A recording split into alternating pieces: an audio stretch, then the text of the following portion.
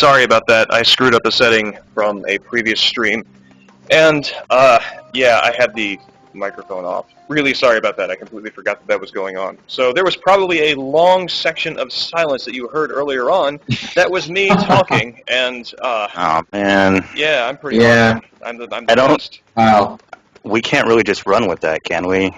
Like, Oh, God, okay, we're gonna that was a lot. Yeah, that was all then, okay. Setup too. This is okay. All right. Oh, this is the best. All right. Guys, you missed. It'll never be the same. You'll never know what you missed. It was magical. Yeah. Truly. It can never be recovered. Well, that's it, everybody. Next Thanks for week. coming out, and no, kidding.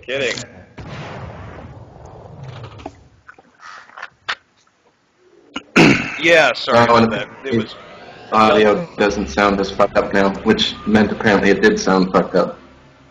For a while there. Even before, yeah. All right, good. all right. Anyway, so to recap in brief, Chapter 0. What, Jarrell, do you want to go ahead and re-explain that? Wait, no, actually, no. You actually did. You actually explained that before. So the only thing that really needs to be repeated is what I said. So. Well, that's true, but we're also doing. This has to be salvageable for YouTube, so we kind of have to start over anyway, like yeah. reels. So. Total, like, introductions for the third time? I'm pretty sure we have to do that, yeah, unless you want to do some heavy editing. I don't know. Nah, okay, all right. How does it feel to be part of the outtakes, everybody? Yeah. Yeah, okay. My name's James, also known as Idlegion on the forums. This is the second episode of the killer7 streaming commentary. My compatriots are... I'm Grant Dempsey. Yep. And Logos. All right, and we are hoping to be joined by Hal or Square Viper on the forums. And yes, this is our return to Killer7. This is technically Chapter 2, but it is sort of like basically Chapter 1 so far as the main story goes. The first chapter, let's see, the first chapter is essentially a mechanical introduction, and as well, it's a mechanical introduction and gives you an introduction to the broader sort of, what would you call it, supernatural conflict that's going on that sort of intersects with the Heaven Smiles. And Chapter 2, which is called Sunset, largely because it deals with the physical and, in many ways, political destruction of Japan, called Sunset, which, of course, for, rising sun and whatnot. So that's where we are now. The two figures that we killed right at the start, I forget their names. I think Akiba? No, Akiba, that's something else. But anyway, yeah, those two are the de facto second heads of the United Nations Party. And as was said before, while the audio is off, pardon, basically the United Nations Party, it's really weird. It has this organized crime aspect to it. And as I know from playing video games made by Sega and also reading and being very enamored with the investigative work of Jake Adelstein, it's sort of understood that, like, in some organized crime, Yakuza sort of settings, that illicit organizations are frequently given deceptively optimistic or positive names, like rainbow loaning or something like that. Rainbow lending. I think rainbow being a positive connotation, but it's actually a loan shark place that will harass you for great interest. But so anyway, yeah, the United Nations Party is the conservative, reactionary, isolationist party in Japan. Their counterparts are, well, not counterparts, but their opposition is what's called simply the Liberal Party, and that is more straightforwardly named. That the new United Nations Party is effectively the dominant party in Japan at this point in Killer 7, and your characters right now are off to kill a man named Toru Fukushima. Toru Fukushima is the head of the United Nations Party, and he is also one of the authors of a political doctrine called the Yakumo. It's called, the full name is Yakumo Cabinet Policy. And, excuse me, Yakumo Cabinet Policy is a sort of, it has a kind of Maltese Falcon feel to it because everybody is chasing after it, but but you never actually see it. The only time you really see it is during the next chapter with Andre Almeida, and that we'll get to that when that time comes. But it's supposed to be a foolproof political policy, and it is attributed to a group called the Union 7, of which I think Toru Fukushima used to be in cahoots with them, but the Union 7 were killed a long time ago. Anyway, so yeah, that's his significance. He considers himself an architect of policy, and if the UN party, meaning the Conservative Party, well, okay, back up. Some of the animated sequences that preceded this showed nuclear missiles being fired toward Japan from an undetermined location somewhere in Southeast Asia. I think it's kind of implied that it's China, but there are a lot of other places it could be in this fictional universe.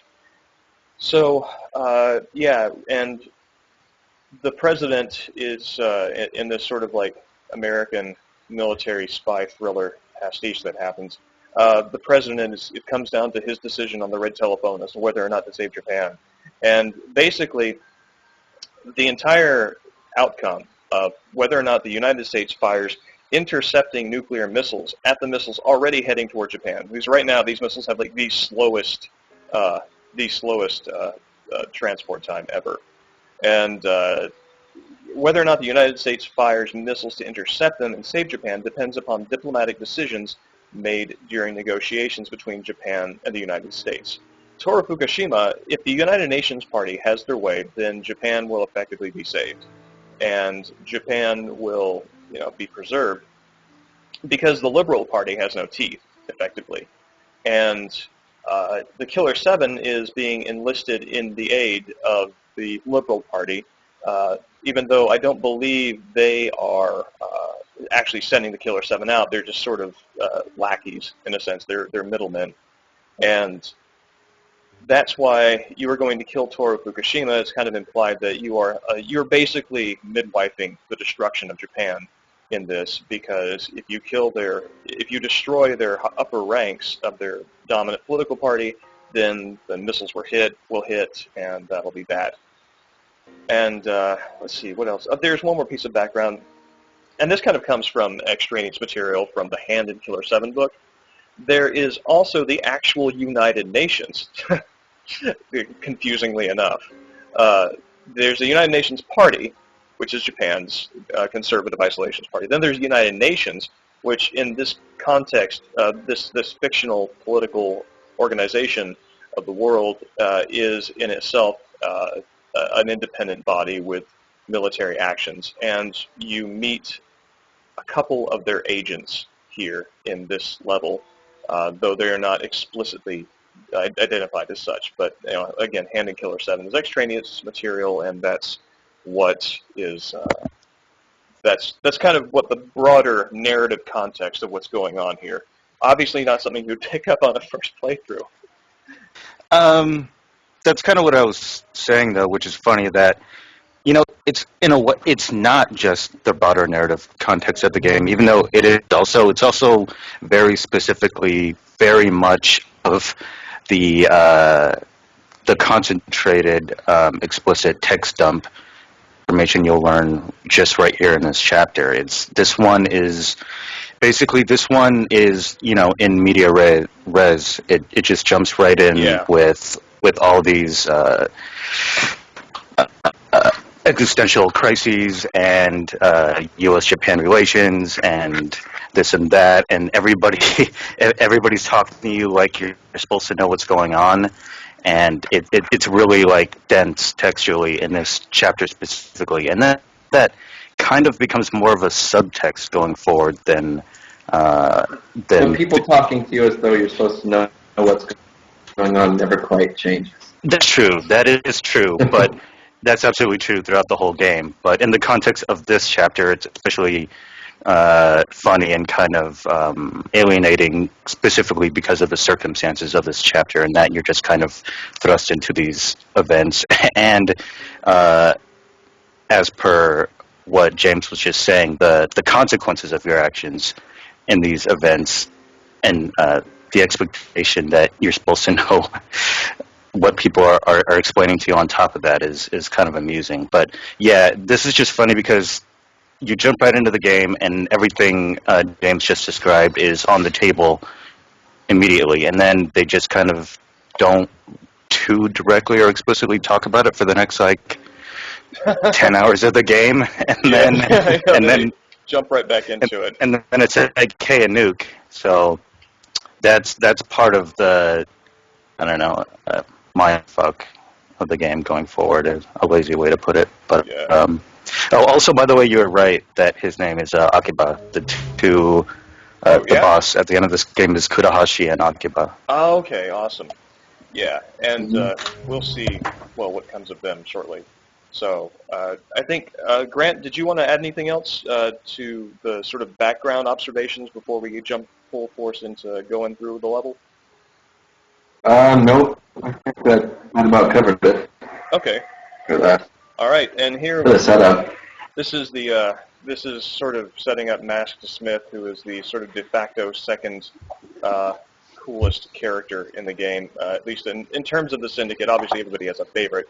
Dan Smith kind of gets the role of the game's favorite of the Syndicate, but Masked Smith clearly has a whole lot of love put into him. And because he can do this. We're going to see this like 30 seconds later, by the way. Yes. I tried so to... this is... Well, no, okay, I timed it. Okay. No, you didn't. Well.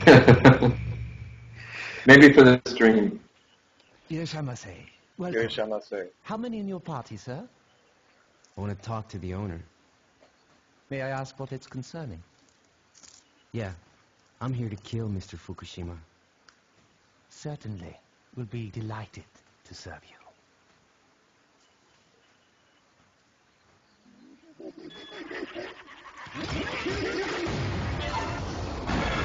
And that actually is, that's really interesting, because that is the second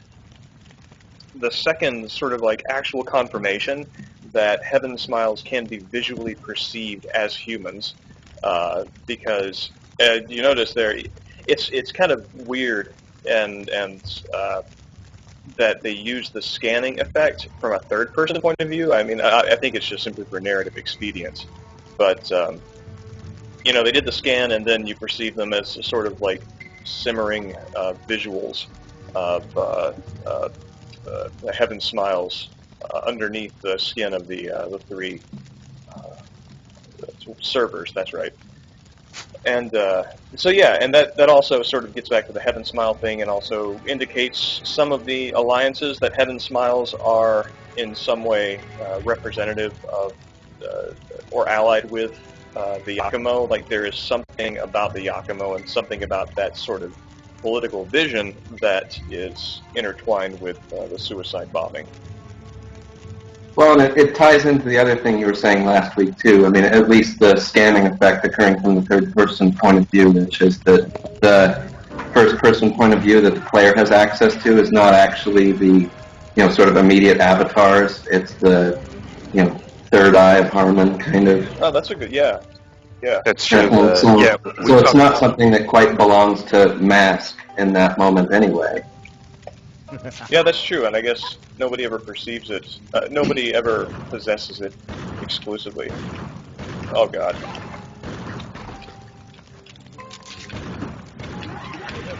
Whoa.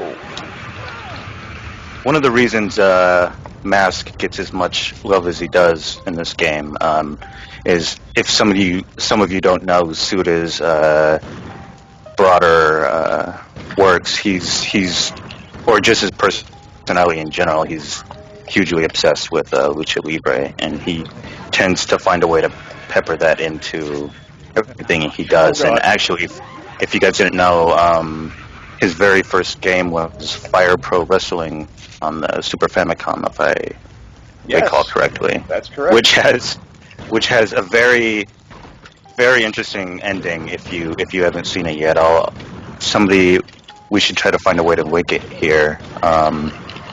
It definitely it rings true to what you might expect from him, at least considering the source material he was working with. But let's see.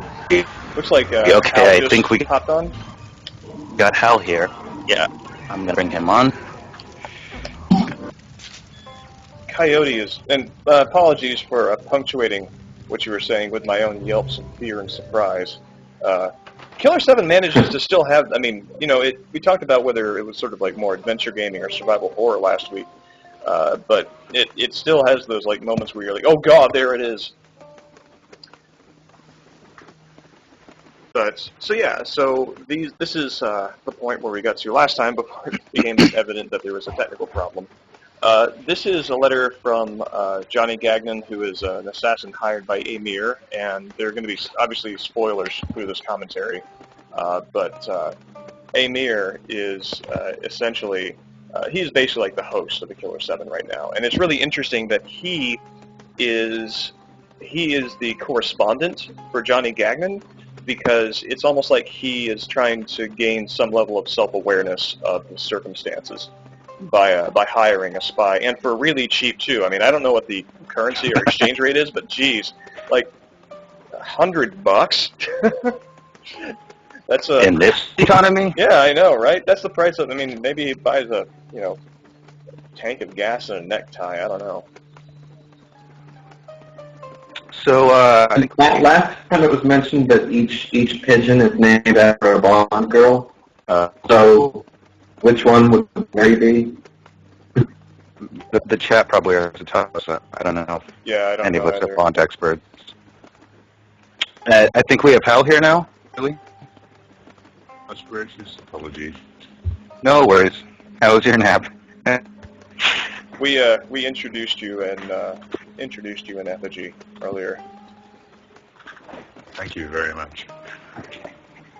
This is Well, welcome. It's very strange that like they use the language Japanime, because as familiar with Japan as a lot of this game presumes you are for being able to understand the references and the parodies, that's an awfully I don't know. Antiquated term, honestly. Very, yeah. Very odd choices of words there. Yeah. Well, we have been informed by Parker that it is Merry Goodnight. Oh God.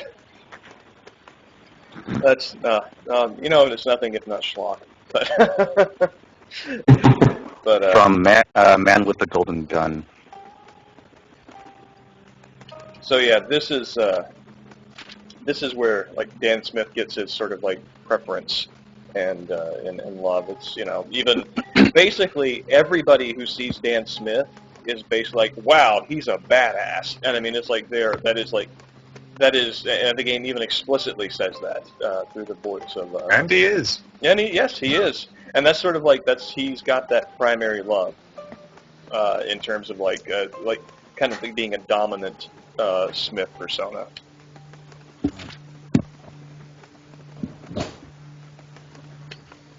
It's almost in a way that he's treated as dominant just by virtue of the player's expectation that he should be, because he is the main character type, quote unquote, and then everybody just kind of runs with that, doesn't question it, and then he fills that role on his own anyway in response, and everybody just tacitly approves, and then that's how players also end up responding to him, and etc.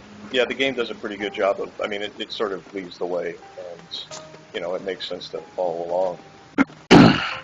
He's also, of course, the first person you're given control of, and yes, he's actually the only of the Smith personae that actually gets his own sort of moment where it's like the coloring on the screen sort of letterboxes over their eyes, and you get a name that says Dan Smith. Garcian does, Harmon does, and Dan does. I don't think any of the other Syndicate members do. Is that true? Huh. I thought Mask did. Did he not? No, I don't think so. You know what? I want to say that actually each Smith gets one of those per chapter. That might actually be the case, but I might be misremembering. Interesting. We'll have to keep an eye out for that. This is, I'm really curious, kind of like, just the fan of the narrative, what the backstory between Harmon and Mask is, because it's like Mask Smith became part of the New York scene and mysteriously disappeared, but it's like he became really big in wrestling, and even one of the secondary supporting characters mentions that later on in this Sunset chapter. But that he was a real fan of Mask Smith, and Smith, drew in crowds, was very famous and popular with the kids. But then he sort of disappeared, and obviously, whatever fate befell him, it involved, getting assimilated with Harmon. Oh yes, there we go. This is common knowledge among fans. Yep.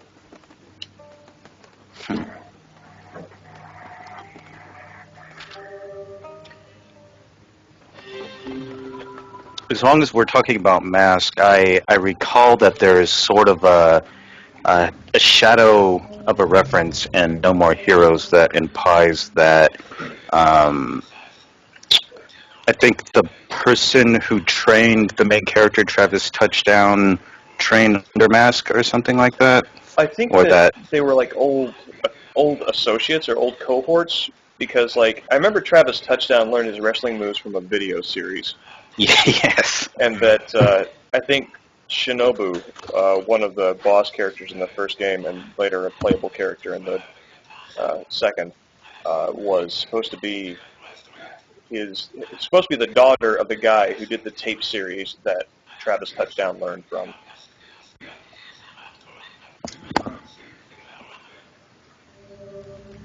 Hal, you might, if possible, want to up your volume just a touch.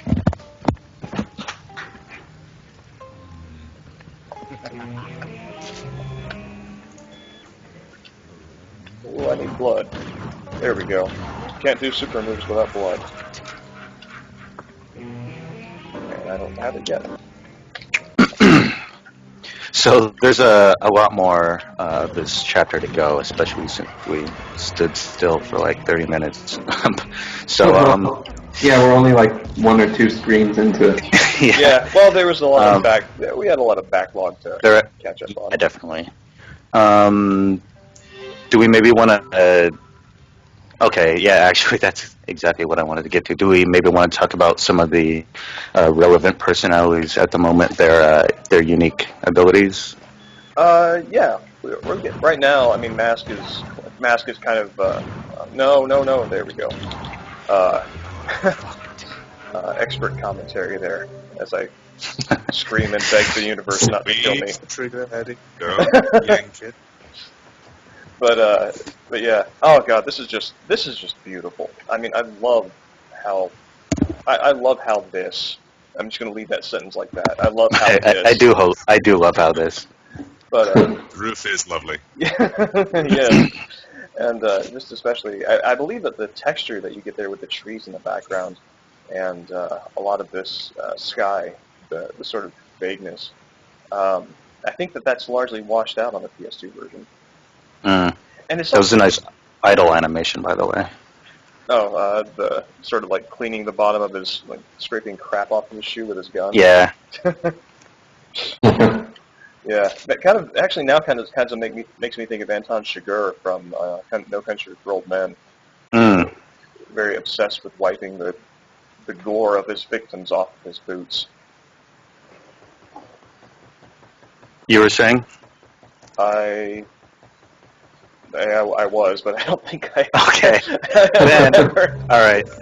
So, Coyote's deal is that... Okay, so what you saw earlier, he jumped onto the roof. That's one of his things. I don't know why that's a thing, but it's one of his things. Well, I guess he's supposed to be kind of the infiltrator, thief sort of character. Right? Yeah. So, I mean, I guess the fact that he can walk pigs, it naturally follows that he can jump 20 feet in the air in any situation. You mean pick lock? Yeah, no, I did mean walk pigs. No, I don't know let's what keep that. Let's keep that. Anyway, so yeah, he picks locks when need be. He can open doors that other people can't. He can jump onto roofs when the game says, "Hey, time to jump on the roof," in a rock and keys sort of faux adventure game puzzle situations. And I think there's some nuance to the way his gun works, but He's got Since he's holding it in a silly fashion, it kind of recoils to the lower left of the screen. and he also sort of like it's like he somehow manages to make the spent shells eject from the cylinder like popcorn, and just like already has them ready to go in. So very quick reload time, and also like one of his abilities is he's really good at blowing off limbs. Yes, that was it. Which can be kind of frustrating at times because it's like you're kind of like going for that sweet spot, and then it's like you miss twice, and then the arm is gone, and then there's the sweet spot doesn't reappear anywhere on the body; it's just gone. But It's his special skill, isn't it? Has quote unquote special custom magnum rounds. oh yeah, that's right. Well, this is and let's we talked a little bit about Susie last time, and I wanted to pause there while we brought her up. Secret main character Susie. Yes, she, really at the heart of this is Susie's. This is all Susie's dream. Susie, the angsty, she was an angsty, sociopathic teenager who wound up castrating a lot of guys and killing a lot of people. And if I remember correctly, from Hand and Killer 7, like she was such a handful that like the Killer 7 had to go after her somewhere in Europe, and like the battle was so colossally destructive that all of the members of the syndicate were dead, and it's like and that's like it has taken them. It took like 20 years or something for them to like recover, which is basically about like 20 years of Harmon / Garcian rapidly hitting the A button on the GameCube controller. Yes, reviving all the members. Yeah.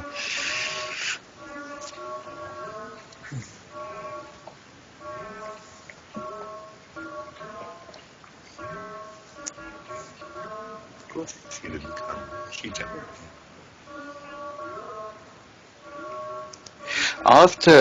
I need to check Susie's sections on the Japanese version because I wonder if she more explicitly speaks in like 2chan memes and dialect and That's interesting. shorthand speak because I love the way that ended there.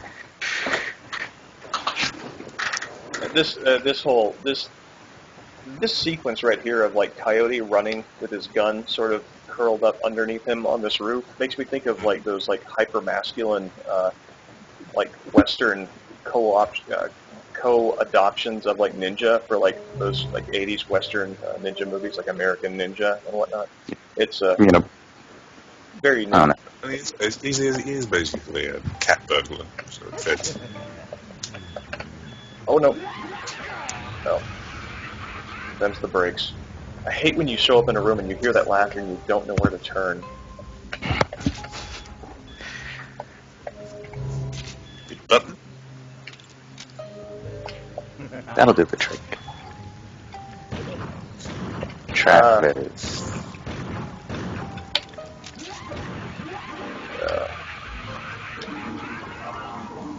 That's an example of what you were talking about before. Yep, right there. Yeah. So, I actually, pretty much the next couple of days after the first cast, I actually played through killer7 myself. Oh yeah. On Deadly. Oh cool. Pretty much same difficulty that Eddie's playing on, I think. I'm just curious. Had you originally played the game on normal? Yeah. I'd assumed so based on what you said before. First time I played the game, it was on normal. Okay. I always think that's a safe bet the first time of the game. After that, it's Deadly all the way. All right. I think that just like kind of, oh right, for some reason, stupidly, even though I'm very familiar with this game, I was pressing forward on the left stick. Well, I mean, not left stick, the only analog stick, but I was pressing forward, like wondering, oh wait, did it disconnect? Why aren't I running? And, nice and daft. So yeah, go ahead, Hal. But I was just curious if James took advantage of the counterattack at all. My first time through, no. There's a lot of those things that I could not reliably perform, and so I just sort of didn't mess with. Well, essentially, neither I. And I was just sort of playing with it, and it's actually very generous with the window that it gives you in order to use it. So I think Dan unlocks it first, and basically the enemy gets closer, and there's just this sort of white, sort of lightning flash effect. And it's about there, but it's very, very generous as to when it actually works. And basically, you just match X. So I remember talking. Oh, wait, X. Okay, see that. I think that is part of the issue because I remember there was some confusion when we were talking about this a bit ago. Where so there's counterattack and then there's like down attack. I think it's called down attack. Down attack, and down attack is just you press the fire button, correct? Down attack is basically you aim down at the enemy, and if they are a certain distance away from you, it's an instant kill. Yeah, and they're crawling at you because you shot off their legs, so people know what we're talking about.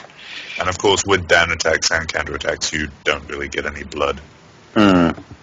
So did they explain that it's X in the description? I believe if you go to Iwazaru's tutorials, it tells you have to press X. Okay. Something that So, but basically, when they leap at you, that's it. And by X, we mean GameCube terminology here. Yeah. Which is the... you'd be playing this on PS2. Why? Yeah.